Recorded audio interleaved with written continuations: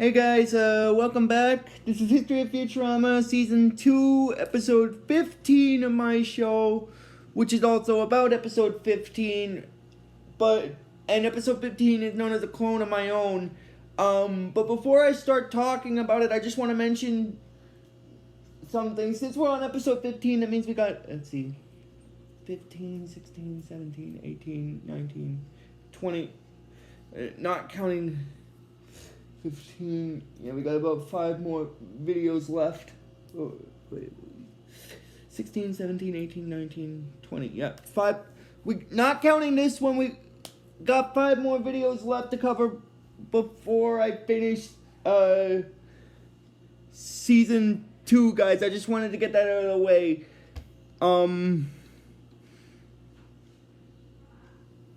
But anyway, enough getting off topic with this. As I said, this is History of Futurama Season 2, Episode 15 of my show, which is also about Episode 15, and Episode 15 is known as A Clone of My Own. And basically, the way this episode starts off first is basically, it starts off in the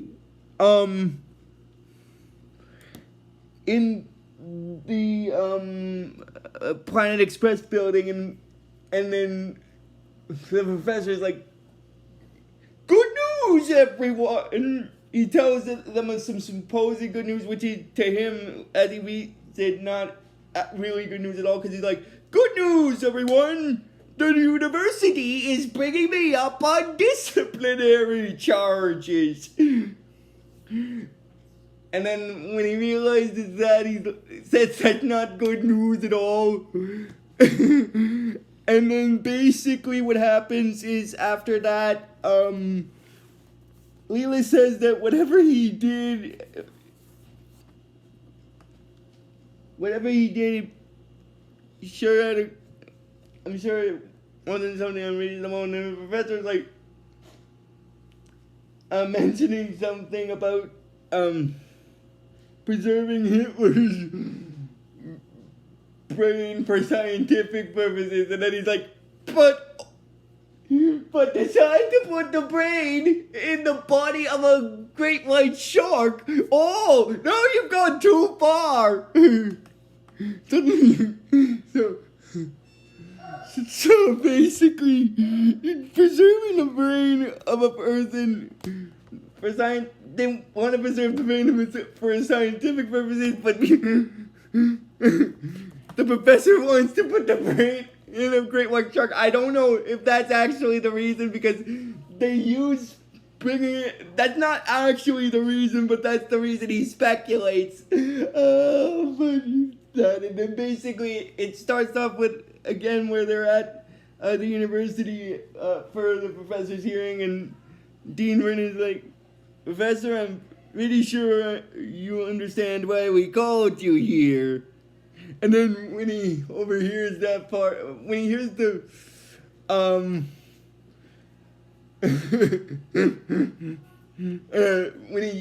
the dean said that, and then basically,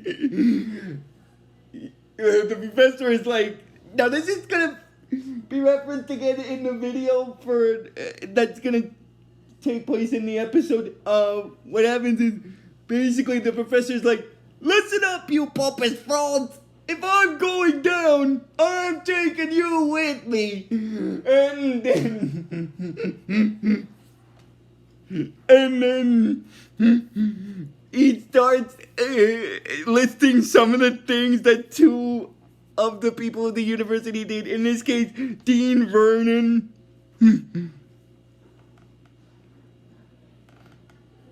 He's like, "Dean Vernon, it was you driving that car that night, not your horse." And then he mentions to one of the professors, he's like, about his departmental pool boy etiquette thing and stuff. And then basically when he's like, and Dr. Wernstrom, and then all he just says is, "Wernstrom." And then Dean is like, "Actually, Professor, we just called you here to say surprise! And then it's a surprise party for him, but he, being old, so he doesn't know that it's a surprise party, so he keeps going on with the accusations, which is like, and you, Coach Farley, or should I say, Coach Marley, and then basically Leela mentions that,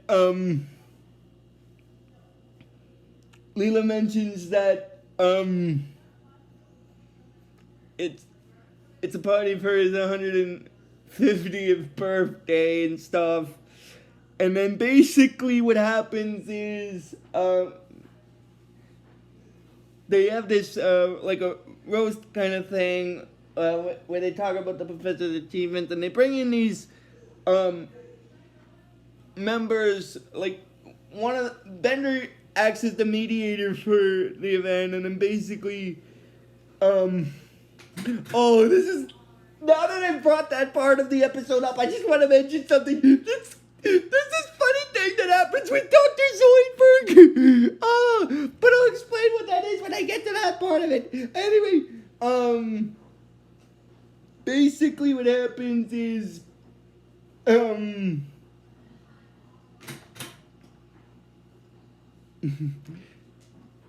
Bender mediates the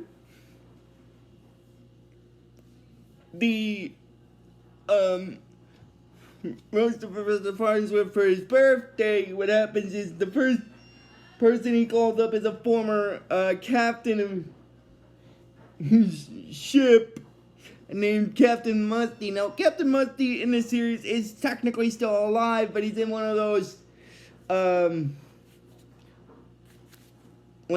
of like one of those, things where the person can't move or talk, but they beep kind of thing. And then, basically what happens is then Bender calls up Dr. Zoidberg, and he's like, and now here is the professor's closest friend, a grotesque stinking lobster. And then when he brings the lobster part up, what happens is basically, this leads into the funny thing with Zoidberg that I wanted to mention. Oh my god. Because what happens with Zoidberg,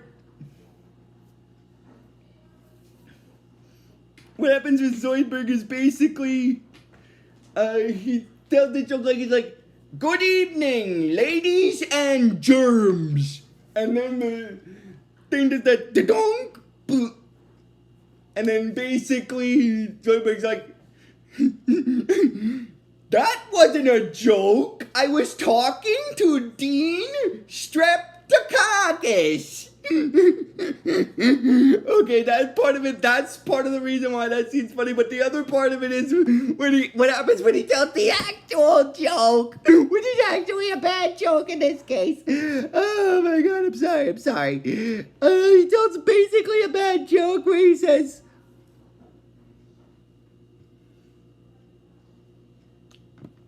now then, I'm not saying the professor is old, but if you consider his age, he's most likely to die soon. And then they do this cricket sound, and then basically Zoidberg gets annoyed with the drum person. He's like, hey, Ringo, that was the joke!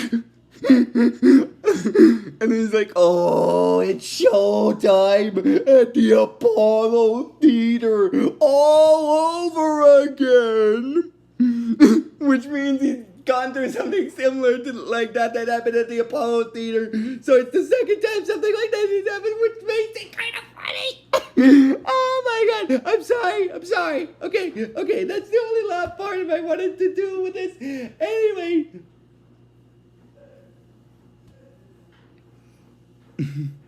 And then basically Bender introduces the next speaker for the most thing for Professor Farnsworth, but all he says is like, and now a man who needs no introduction. And then he leaves, and then everybody wonders who Bender means by that because no one's coming up, and then Bender talks to Fry and he's like, Fry, get up there! by a man who, I'm guessing by a man who needs no introduction. The person that Bender was referring to was Farnsworth, was Fry. Was Philip J. Fry and stuff. And then basically what happens is Fry's first portion of the speech is telling them that when he was first asked to write a film about his nephew, Professor Farnsworth, he thought, why should he? And then he says that later Leela wrote the film. And then basically what happens is, and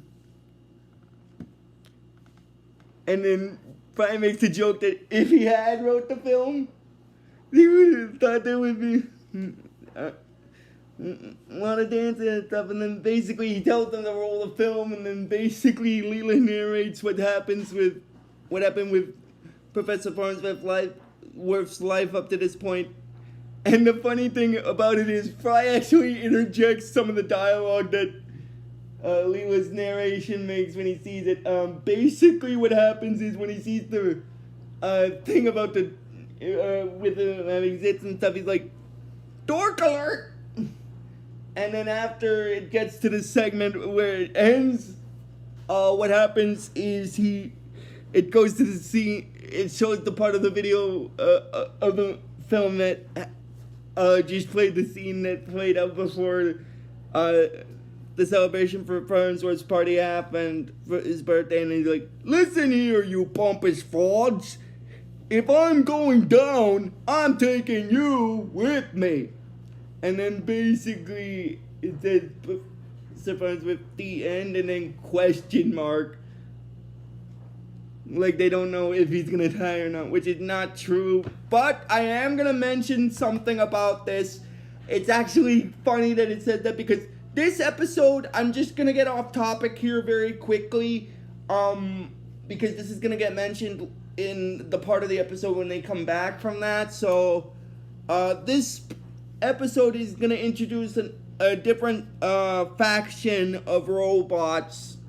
Now I'm not gonna say what the faction of robots are until I get to the part where Leela mentions them. I just wanted to bring them up before I continued onward. And then basically Bender is asking the professor if he wants to say a few words, and basically the professor goes up and then he tells them that what an honor it is seeing his accomplishments, lifetime of accomplishments, doled down into one 5-minute film. And then he starts to feel down about it, and because he hasn't created enough of the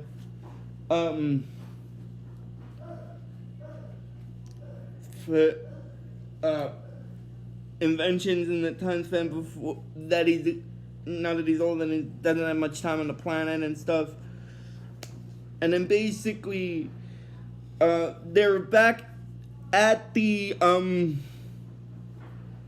in the next scene they're back at the Planet Express building, and then basically Farnsworth is still feeling down afterward, and then he mentioned that about that his time machine that he built barely took him back a couple of days, and he doesn't have much time left. But then Leela mentions that his life's not over yet. He's got about 10 more years left. And then Fry interjects a joke about that, like, where he's like, Leela, he could live another 100 years. And then he does a wink, because Fry thinks that the professor could still live for another 100 years. But after he says that, Leela tells them that he can't because apparently, I don't know if this is actually going to happen with old people in the future or anything, but apparently in the series, when people turn 160, robots from the Sunset Squad take the person who's turned 160 to a mysterious planet, and they're never seen again. Now, that's actually, I'm gonna mention this ahead of time. That's actually a Star Wars reference, sort of, because what the object is. But I'll explain what I mean by it being a Star Wars reference when I get to the part where it shows up. I just wanted to bring that up since I mentioned it. And then basically, Fry wonders about a planet full of old people, and then basically he wonders where it is, and then Bender's like, nobody knows. And then basically what happens is, after that, the professor is still feeling down, and he decides to basically choose a successor to his research. And then in the next scene, everyone is basically going about their normal days because of the professor's being up in his laboratory for days and choosing his successor and stuff. And then Bender inquires, like, he hopes that he didn't die. That is, unless he chose Bender to be his successor, then he does hope he's dead. And then they're all basically bickering about who the professor chooses. And then Fry mentions about the blood thicker than water thing, and then, because of family connections. And then basically, after that, what happens is the professor calls them, and when Leela mentions if she would be picked, she mentions that, look, the professor trusts me with a gigantic spaceship. He barely trusts any of you with his dentures, and then it shows a segment where Amy has the professor's dentures in his mouth. I'm not sure how, but anyway, what happens is after that, Professor Farnsworth calls them up to the observatory part of the building so that he can announce to them who his successor is. And then basically, before he starts telling them, he mentions that, as they all know, he has not long for this world. And then basically, because of that, he's decided to choose a successor. And then he mentions about it being someone who he has great faith in, despite the fact that his brain is underdeveloped and somewhat, and then he says it's his closest relatives. And after hearing both of those, Fry thinks that the one he chooses is him, but the professor's like, my clone, Hubert Farnsworth. Now basically, Hubert, I'm just going to explain who that character is very quickly before I continue. Hubert Farnsworth is essentially the professor's clone that he created from a growth that was on his back. And basically, essentially, he's his son, but a clone version of his son, which I'm not questioning it because it's a scientific aspect. Anyway, and then when Fry finds out that he isn't getting picked, he asks the professor if he could still be in charge of his dentures. And then basically, Amy says that you wish. And then basically, in the next scene, what happens is, they're all wondering about the clone, and then the professor mentions that he created him several years ago and stuff, and basically Leela wonders that if he's Farnsworth's clone, then why is his nose longer than the professor's? And basically the reason why Hubert's nose is longer than the professor's is just a technicality, because apparently when the professor had his clone in the tube, he left him pressed up against the tube vial for too long, and it caused his nose to be stretched out. And then basically they not unthaw Hubert, but they get him out of the goop and then basically, what happens is after that, Kubert mentions that, what? You've never seen a genius wiener before? And then they all try to discredit themselves that they seen it, and Fry says, well, once in the park, and then basically afterward, Kubert is basically, mocking each of the members of the Planet Express crew, because he's gonna be in charge of his crew, he's gonna be in charge of them as his crew and then stuff. And then basically, after he insults them, now I'm just gonna mention something when he insults Leela. It's funny because what happens is he's like, what? And why does our starship captain only have one eye? There's someone I'd like you to meet. His name is Depth Perception. And then basically what happens is Bender's like, impending oder unbending.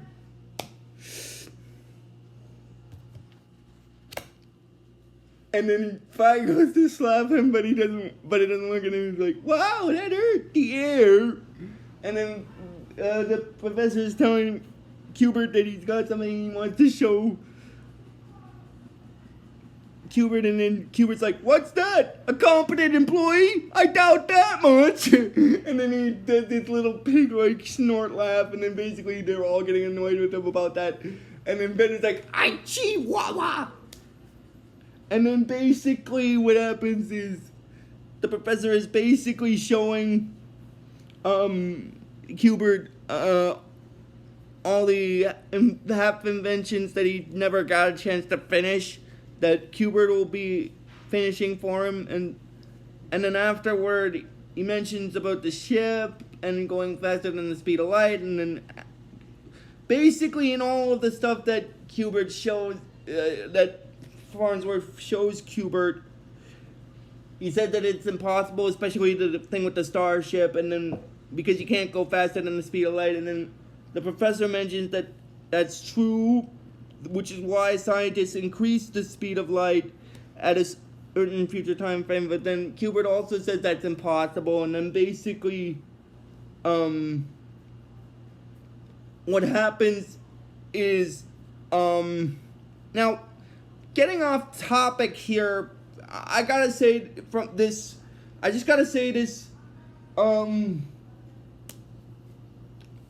as a personal perspective, from watching this on Disney Plus, and from remembering this episode when Kubert was first introduced, when I watched it on TV, I'd have to say he was my least favorite character in this episode, just because of the way he was all snotty and stuff about it, and all smug. I that's just my own personal opinion about it. I think, if I'm remembering correctly, I think it was just from this episode. But anyway, now enough getting off topic. I'm gonna get back on topic here. Hubert said that everything Farnsworth's told him is just pure weapons grade polonium. It's impossible and stuff. And Farnsworth said that nothing's impossible as long as you can imagine it. And that's what being a scientist is all about. And then basically, the professor is having a dinner with everyone at Elzar's restaurant, and telling Kubert that he'll be proud to realize that his inventions will be, his dream of inventing will be carried down by his clone, who he regards as his son. And then basically, Kubert said that, look, Professor, he told the professor that he may look like him, but that doesn't mean he doesn't want to be, doesn't mean he wants to be him. He wants to be his own person. He doesn't want to be an inventor. He wants to be someone important, like he mentions about some of the other stuff and that he wants to be that the professor's not, and then basically the professor says that what about his time of inventions, and then basically Kubert basically insults Farnsworth by saying that in his entire life the only good invention that he ever made was him, and he never turned out the way he wanted either. And then the professor gets so upset by that when it goes into the next scene where he's back at the Planet Express building, he leaves a recorded message for the rest of his crew to find, which is basically in the recording he mentions that, tell them that bad news, because by the time they read this message he'll be gone, leaving behind a lifetime of failures and stuff. And he also forgets to mention that he never told anyone the truth, that he's not really 150, he's actually 160. And now that he has nothing to live for, he's alerted the Sunset Squad robots to take him away. And by the time he finishes that, the Sunset Squad robots show up to take him to the near Death Star. And so he leaves the recording for his crew to find in the next scene. And then basically when they do find it in the next scene, Farnsworth is basically saying the stuff that he said before. And then basically after they hear that, he's like, I know you're all pretty much upset, especially Bender. And then Bender's like, well, life goes on, except for you. And then the professor in the recording is like, I am sure Bender just made a cunning remark.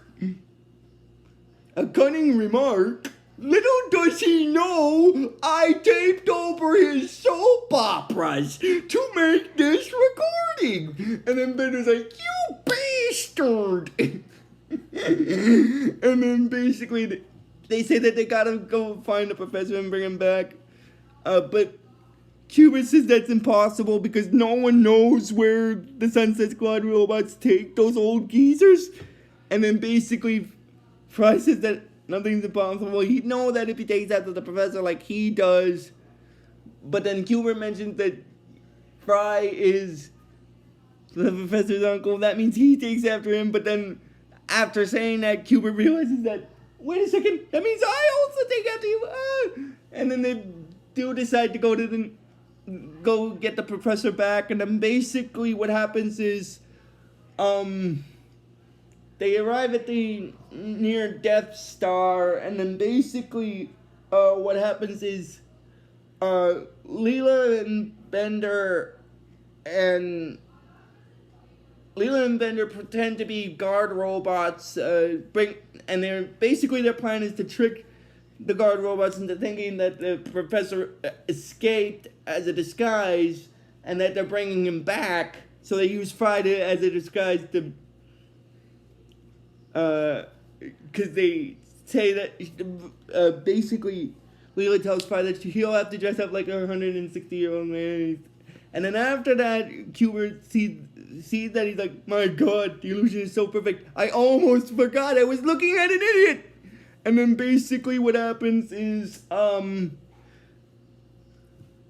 later says that this plan of theirs is impossible because they don't even have a sample of the professor's DNA. And then Bender's like, I think I know where we can get some. So they basically inject a needle into Kubert to extract his DNA because he's basically a clone of the professor. So he's got the same DNA as the professor does. So they use the clone's DNA to trick them into thinking they're bringing the professor back. And then basically, after they get past the guard robots and the guard robots verify who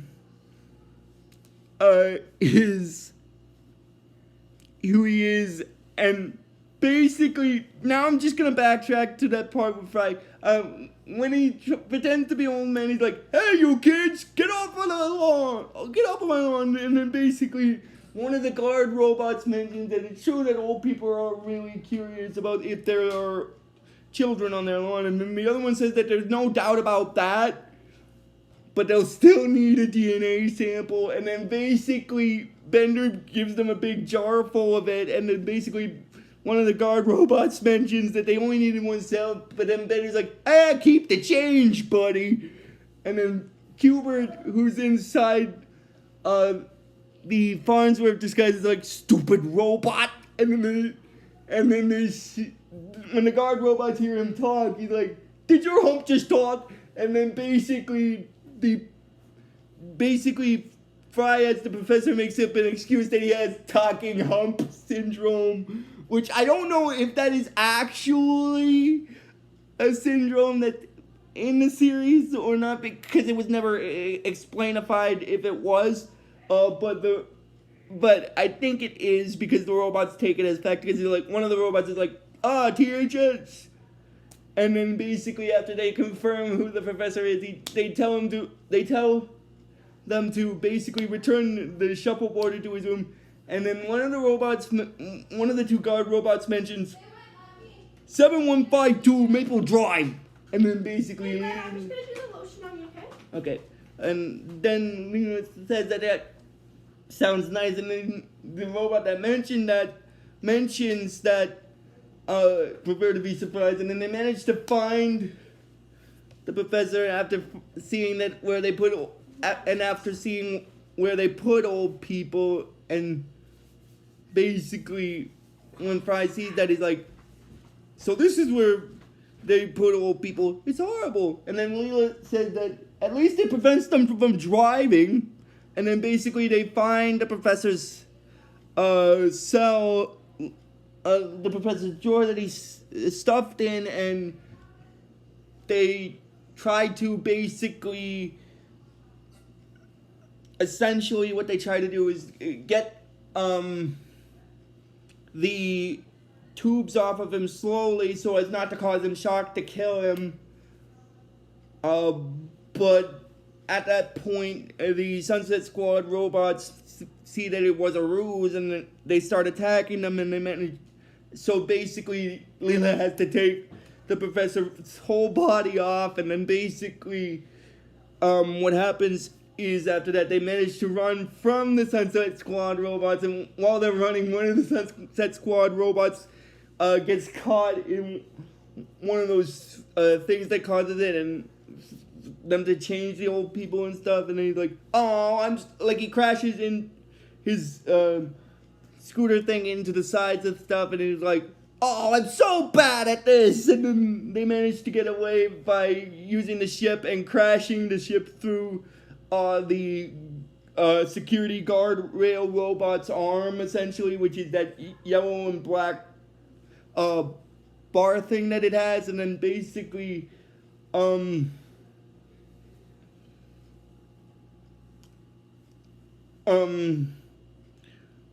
while they got the professor and they're still trying to get away from the Sunset Squad robots, they're getting blasted, and they can't use the engines because the engine was blasted. And then basically, and by that point, what happened was with Hubert, he got knocked temporarily unconscious. He still was conscious, but he was so he was still alive, but he was temporarily unconscious for some time. And then basically, afterward, they try to wake the professor up, and Bender tries to wake the professor up by using things to scare him, by telling him that his social security check is late, stuff costs more than it used to, and that young people use curse words. And then after they can't wake him up, basically Fry says that they gotta fly it themselves, and then basically Leela says that it's impossible. But by that point, Hubert wakes up and he says that nothing is impossible. And then he tells them that he figured out how it works. The engines of the ship work. It just came to him while he was unconscious. And he tells them that the engines don't move the ship at all. Apparently, this is his hypothesis. The ship stays in place, and the engines move the universe around it. And then basically, Bender says that that's a complete load, and then basically, Hubert basically tells him the same thing that Farnsworth told him, except instead of the impossibility, he's like, nothing's a complete load, not unless you can imagine it. That's what being a scientist is all about, right, Professor? But the professor's unconscious at this point, and then basically what happens is after that, Hubert manages to close it, and he tells them, let's ride, and then they get away, and then basically, Hubert does Farnsworth's good news thing, and he mentions that the professor's made a complete recovery, and then afterward, the professor's like, he tells them that he's a surprised 140-year-old, and then when he jumps up with his legs, he manages to break one bone, and he's like, see, I only broke one ankle, and then basically, Leela wonders what they were all doing, what he was doing, what the robots were doing with him in that drawer, and then basically, Farnsworth basically explains that, they had him in a virtual reality thing that almost seemed like it was real. It was like he was back in one of the old folks' homes in Florida all day long. He'd talk with other old people and mention that, talk about their kids and stuff, and then basically they get creeped out by it, and he's glad to be back, and then he's also telling Hubert that, and he's thanking his little clone for saving him, and whatever endeavor he plans to do, he'll support him no matter what. And then basically, Hubert tells him that he's already decided, and he tells Farnsworth that when he grows up, he wants to be exactly like him. And then basically, Farnsworth tells them that don't worry, he will. But before the episode ends, he's like, incidentally, you might want to look up on a condition known as wandering bladder. And then basically Hubert's like, why? And then the episode ends after Farnsworth mentions, no reason at all. And then that's, as I said, that's where this episode stops. So if you guys like this video when I post it, just please give this video the real best you guys can. And I will see you guys, probably next time for the next video or next week. But until then, guys, like I always tell you with this series, just please give this video the real best you guys can. And like I always tell you with this series, fun on a bun.